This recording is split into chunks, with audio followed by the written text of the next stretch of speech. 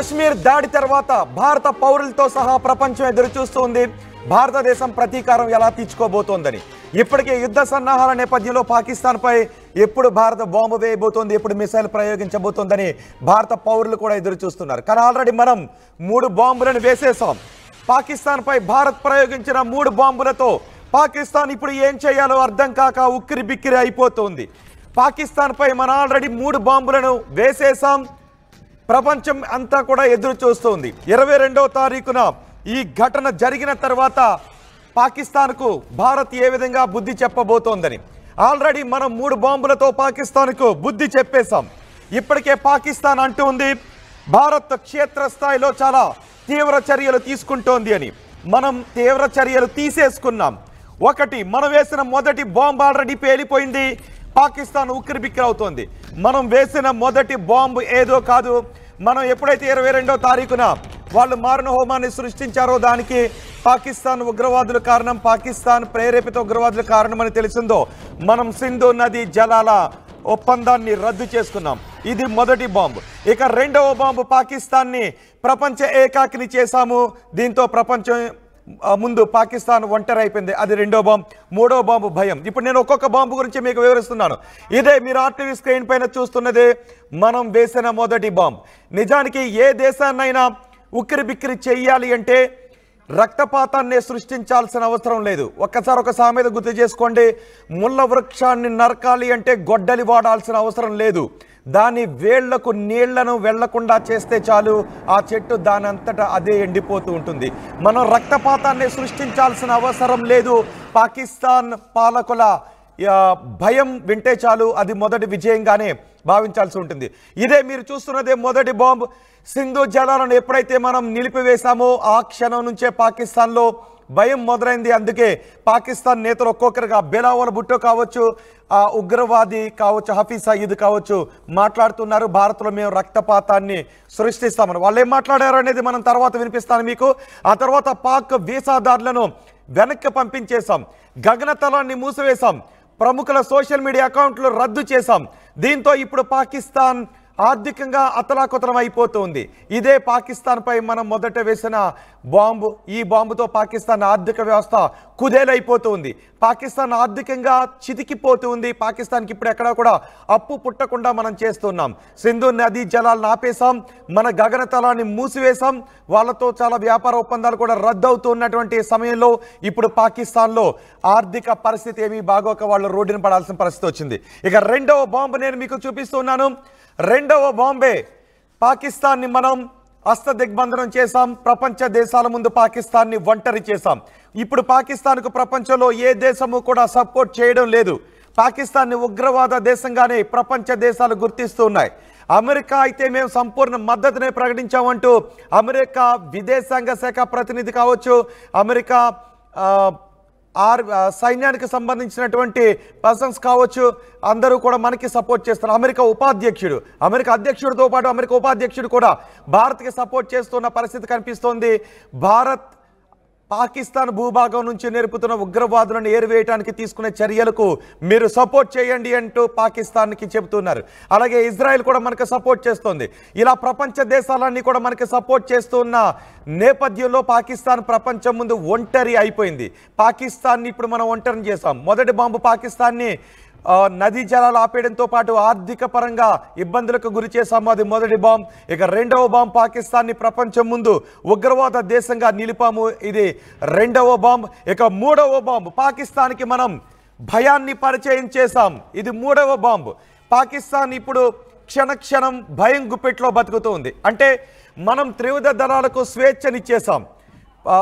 కాశ్మీర్పై దాడి తర్వాత మీరు ఏ చర్యలు తీసుకున్నా పర్వాలేదు అంటూ మనం మన సైన్యానికి, మన త్రివిధ దళాలకు స్వేచ్ఛనిచ్చిన నేపథ్యంలో సరిహద్దుల్లోనూ అరేబియా సముద్రంలోనూ మన మిలిటరీ బలగాలు చేస్తున్న కవాత్ కావచ్చు, మన మిలిటరీ బలగాలు చేస్తున్న ఎక్సర్సైజులు కావచ్చు, విన్యాసాలు కావచ్చు, వీటన్నిటినీ చూసి ఇప్పుడు పాకిస్తాన్ భయంతో బక్క చిక్కిపోతుంది.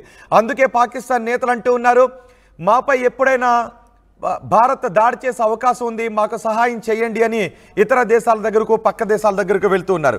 అంతేకాదు పాకిస్తాన్ తమ దేశంలో ఉన్న 29 నగరాల్లో సైరన్ వ్యవస్థను ఇన్స్టలేషన్ చేస్తూ ఉన్నారు, సైరన్ వ్యవస్థను ఏర్పాటు చేసుకుంటూ ఉన్నారు. మనం వైమానిక దాడులు చేస్తే దాని నుంచి వాళ్ళు పెంచి పోషిస్తున్న ఉగ్రవాదులను రక్షించుకోవటానికి ఆ సైరన్ వ్యవస్థను ఏర్పాటు చేసుకుంటున్నారు. పాకిస్తాన్ పౌరుల కంటే ఆ దేశం పెంచి పోషించిన ఉగ్రవాదులనే కాపాడుకోవాలి.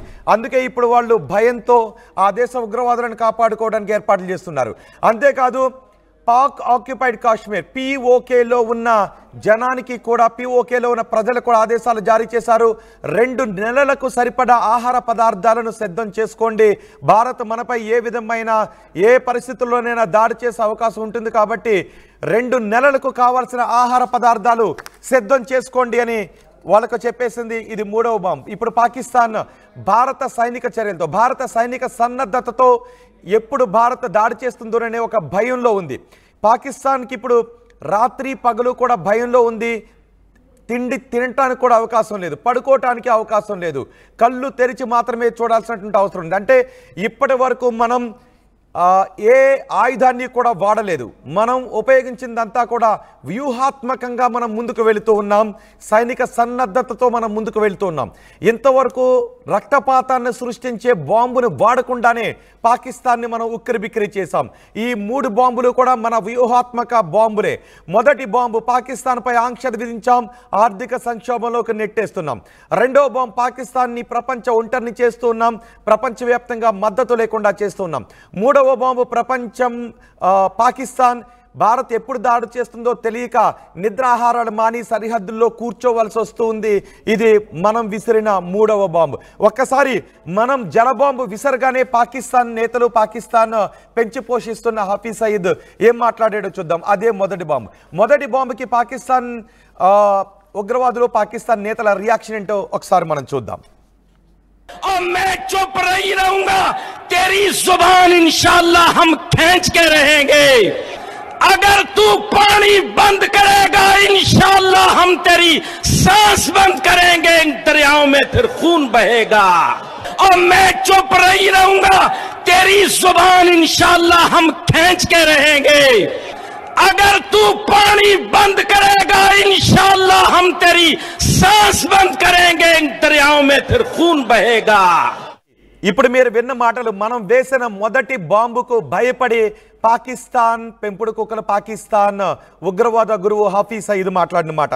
అంతేకాదు పాకిస్తాన్ మాజీ ప్రధానమంత్రి కొడుకు బిలావల్ భుట్టో కూడా మాట్లాడాడు. మనం వేసిన మొదటి బాంబుపై అతని రియాక్షన్ కూడా ఒకసారి మనం గుర్తు చేసుకుందాం. और उनकी हुकूमत ने ऐलान किया कि अब वो ये मुआहिदा नहीं मानते। और मैं सखर में इसी सिंधु दरिया के साथ खड़े होके भारत को कहना चाहूंगा कि सिंधु हमारा है और सिंधु हमारा रहेगा। या इस दरिया से हमारा पानी बहेगा या उनका खून बहेगा। మోదీ నే చూసారా, మనం వేసిన మొదటి బాంబుకి పాకిస్తాన్ నేతల నుంచి వచ్చిన రియాక్షన్ ఇది. మనం పాకిస్తాన్ పై ఉపయోగించిన మొదటి బాంబు సింధు నదీ జలాల ఒప్పందాన్ని రద్దు చేయడం, పాకిస్తాన్ని ఆర్థికంగా ఇబ్బందులకు గురి చేసే ఆంక్షలు విధించడం. ఇది పాకిస్తాన్ పై మనం వేసిన మొదటి బాంబు. మనం పాకిస్తాన్ పై వేసిన మొదటి బాంబుకే పాకిస్తాన్ నేతల రియాక్షన్ మనం చూసాం. ఇక పాకిస్తాన్ని మనం ప్రపంచ ఒంటరిని చేశాం, పాకిస్తాన్కి ఏ మద్దతు కూడా లేకుండా చేశాం. మనం ఎప్పుడు దాడి చేస్తామో తెలియక పాకిస్తాన్ ఇప్పుడు భయంతో వణికిపోతూ ఉంది. అందుకే మేము చర్చలకు సిద్ధమంటూ పాకిస్తాన్ నేతలు మాట్లాడుతూ ఉన్నారు. పాకిస్తాన్కి ఏ దేశాలు కూడా సపోర్ట్ చేయడం లేదు. ఆ 2వ బాంబు ఫలితం ఎలా ఉందో ఒకసారి, దానికి రియాక్షన్ ఎలా ఉందో కూడా ఇప్పుడు మనం చూద్దాం. ये जो 130 एटॉमिक हमारे पास वेपन है वो हमने सिर्फ मॉडल बनाने के लिए नहीं रखे हुए, और आपको पता ही नहीं कि हमने पाकिस्तान के किस किस हिस्से में रखे हुए हैं। ये जो 130 एटॉमिक हमारे पास वेपन है वो हमने सिर्फ मॉडल बनाने के लिए नहीं रखे हुए, और आपको पता ही नहीं कि हमने पाकिस्तान के किस किस हिस्से में रखे हुए हैं। ये जो 130 एटॉमिक हमारे पास वेपन है वो हमने सिर्फ मॉडल बनाने के लिए नहीं रखे हुए, और आपको पता ही नहीं कि हमने पाकिस्तान के किस किस हिस्से में रखे हुए हैं। ये जो 130 एटॉमिक हमारे पास वेपन है वो हमने सिर्फ मॉडल बनाने के लिए नहीं रखे हुए, और आपको पता ही नहीं कि हमने पाकिस्तान के किस किस हिस्से में रखे हुए हैं। ये जो 130 एटॉमिक हमारे पास वेपन है। చూసారుగా ప్రపంచం ముందు ఒంటరి అయిపోతున్న సందర్భంలో పాకిస్తాన్ నేతలు మాట్లాడుతున్నారు, మా దగ్గర అణుబాంబులు ఉన్నాయంటూ మాట్లాడుతున్నారు. ఎస్, ఇక మనం ప్రపంచ ఒంటరిని చేయడం రెండో బాంబు అయితే పాకిస్తాన్కి మనం భయాన్ని పరిచయం చేశాం. పాకిస్తాన్ ఇప్పుడు భయంతో ఉంది. ఏ క్షణంలో అంటే మన యుద్ధ సన్నాహాలు చూసి ఏ క్షణంలో ఇప్పుడు భౌతిక దాడి చేస్తారోననే భయంతో కూడా ఉంది. మన యుద్ధ సన్నాహాలను చూసి భయంతో వణికిపోతుంది. మనం అటు కాబూల్ వెళ్ళి ఆఫ్ఘనిస్తాన్ పాలకులతో మనం మాట్లాడిన మాటలు, ఇటు బలూచిస్తాన్ ఆల్రెడీ దాడులు చేస్తూ ఉంది. ఒకవేళ ఇండియా దాడి చేయడం మొదలు పెడితే పాకిస్తాన్ భూభాగం నుంచే బలూచిస్తాన్ ఆర్మీ ఎక్కడ దాడి చేస్తుందో, అటు కాబూల్ నుంచి దాడులు ఎక్కడ మొదలవుతాయో, ఆఫ్ఘనిస్తాన్ నుంచి దాడులు ఎక్కడ మొదలవుతాయోనని ఇప్పుడు పాకిస్తాన్ భయంతో ఉంది. ఈ భయానికి తోడు మోదీ మాట్లాడిన మాటలను కూడా గుర్తు చేసుకుంటూ ఉన్నారు. Identify, trace and punish. Identify, trace, punish. ఈ మాటలను కూడా గుర్తు చేసుకుని ఇప్పుడు పాకిస్తాన్ నిత్యం భయంతో ఉంది. మనం సైన్యానికి పూర్తి స్వేచ్ఛనిచ్చేస్తున్న నేపథ్యంలో మోదీ మాటలను కూడా గుర్తు చేసుకుని ఇప్పుడు పాకిస్తాన్ నిరంతరం క్షణ క్షణం గంట గంటకు భయంతోనే ఉంది. ఒకసారి మోదీ మాటలను కూడా మనం గుర్తు చేసుకుందాం. Identify, track and punish every terrorist and their backers. India will identify, track and punish. Yes, Modi మాటలు విన్నారుగా. ఈ మాటల తర్వాత మన త్రివిధ దళాల సన్నద్ధతను చూసి పాకిస్తాన్ ఇప్పుడు నిరంతరం భయంలో ఉంది. ఈ 3 బాంబులు ఇప్పుడు మనం పాకిస్తాన్పై ప్రయోగించాం. ఇంకా నేరుగా మనం భౌతిక దాడి చేయలేదు, మనం వ్యూహాత్మక బాంబులను ప్రయోగించాం. ఒకటి ఆంక్షలు విధించాం. పాకిస్తాన్ ఆర్థిక వ్యవస్థ కుదేలైపోతుంది. అక్కడ పంటలు గొంతు ఎండిపోయే పరిస్థితి ఏర్పడింది. మనం ప్రపంచ దేశాలతో దౌత్యపరమైనటువంటి బాంబులను వేశాం. ఆ బాంబులకు పాకిస్తాన్ ఒంటరి అయిపోయింది. ఇక భయం అనే బాంబును పాకిస్తాన్కి పరిచయం చేశాం. పాకిస్తాన్ నిత్యం వాళ్ళ దేశంలో ఉక్కిరి బిక్కిరి అయిపోతుంది. అందుకే సైరన్ ఇన్స్టలేషన్ చేసుకుంటూ ఉంది. తాము పెంచి పోషిస్తున్న ఉగ్రవాదులకు రక్షణ కల్పిస్తూ ఉంది. ఇటు POKలో ఉన్న ప్రజలకు 2 నెలలకు కావాల్సిన సరుకులు, తినడానికి తిండి, తాగడానికి నీళ్లు, వీటన్నిటిని కూడా సిద్ధం చేసుకుని ఉండండి అని వాళ్ళకు చెబుతుంది. ఏ క్షణమైనా ఏమన్నా జరగొచ్చు అనే ఒక పరిస్థితిని చెబుతూ ఉంది. అందుకే పాకిస్తాన్ సమాచార శాఖ మంత్రి కూడా మాట్లాడాడు మన యుద్ధ సన్నద్ధత గురించి. ఒకసారి పాకిస్తాన్ సమాచార శాఖ మంత్రి కూడా ఏం మాట్లాడాడు గుర్తు చేసుకుందాం. Reiterates that any such military adventurism by India would be responded to assuredly and decisively. Pakistan reiterates that any such military adventurism by India would be responded to assuredly and decisively.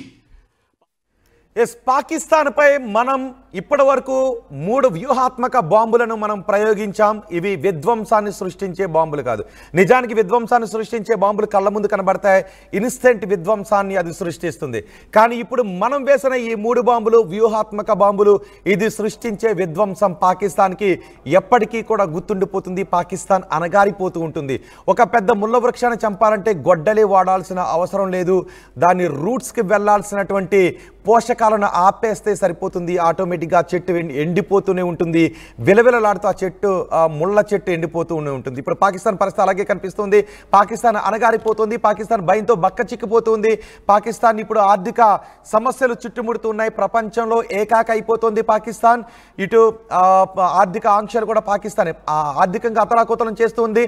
ఇటు భారత్ ఏ క్షణాన్న ఏం చేస్తుందోననే యుద్ధ భయం పాకిస్తాన్ వెంటాడుతుంది. పాకిస్తాన్ భూభాగం నుంచి బలూచిస్తాన్, ఈ సమయాన్ని బలూచిస్తాన్ ఎలా ఉపయోగించుకుంటుందోననే భయం పాకిస్తాన్ వెంటాడుతుంది. అటు ఆఫ్ఘనిస్తాన్ నుంచి కూడా ఏమైనా దాడులు మొదలవుతాయేమోనని పాకిస్తాన్ భయపడుతుంది. ఈ 3 బాంబులు ఇప్పుడు పాకిస్తాన్ని అనగారిపోయేలా చేస్తున్నాయి. ఇక 4వదే ఫినిషింగ్ టచ్. ఈ 4వదే ఫినిషింగ్ టచ్ అదే మన ఆర్మీ, మన మిలిటరీ ఇవ్వబోయేది. మన ఆర్మీ, మన వైమానిక దళం, మన నేవీ, ఈ మూడు కలిసి ఇచ్చే ఆ ఫినిషింగ్ టచ్ ఎలా ఉండబోతుంది. ఇప్పటికే మనం పాకిస్తాన్కి ఆదేశాలు జారీ చేశాం. ఉగ్రవాదులను ఏరివేసి, ఉగ్ర శిబిరాలను తీసివేసి, ఉగ్రవాదులను మాకు అప్పగించండి అని మనం చెప్పాం. ఇప్పుడు పాకిస్తాన్తో ఒక ముడిచి వస్తే ఓకే, ఈ 3 బాంబులకే పాకిస్తాన్ అతలాకుతలం అయిపోతుంది. ఇక ఫినిషింగ్ టచ్ ఇచ్చేది మన ఆర్మీ. మన ఆర్మీ ఫినిషింగ్ టచ్ ఇస్తే ఆ పరిస్థితి ఎలా ఉంటుందో ఊహించడానికి కూడా మీరు నేను కూడా ఊహించలేం, ప్రపంచ దేశాలు కూడా ఊహించలేం. ఆ ఆర్మీ ఇచ్చే, ఆ మిలిటరీ ఇచ్చే, మన మిలిటరీ ఇచ్చే ఫినిషింగ్ టచ్ ఎలా ఉంటుందో పాకిస్తాన్కి తెలుసు, మన మిలిటరీకి తెలుసు. అందుకే పాకిస్తాన్ నిత్యం భయంతో ఉంది. మీరేమన్నా ఊహించగలిగితే ఆ ఫినిషింగ్ టచ్ ప్రభావం ఎలా ఉంటుంది? అదే 4వది, ఇక ఫైనల్ అస్త్రం, ఫైనల్ బాంబ్, ఆ ఫినిషింగ్ టచ్ మన ఆర్మీ ఉపయోగిస్తే ఎలా ఉంటుందో మీరు ఊహిస్తే ఒక్కసారి కమెంట్ బాక్స్లో తెలియచేయండి. బహుశా ఇప్పుడు పాకిస్తాన్ గనక దారికి రాకపోతే, పాకిస్తాన్ ఉగ్రవాదులను ఏరివేసి, ఉగ్ర శిబిరాలను నాశనం చేసి, ఉగ్రవాదులను మనకి అప్పగించకపోతే ఆ 4వ బాంబ్ పాకిస్తాన్పై పడే అవకాశం ఉంటుంది. ఆ ఫినిషింగ్ టచ్ ఎలా ఉంటుందని మీరు అనుకుంటున్నారో మీ అభిప్రాయం కమెంట్ బాక్స్లో తెలియచేయండి.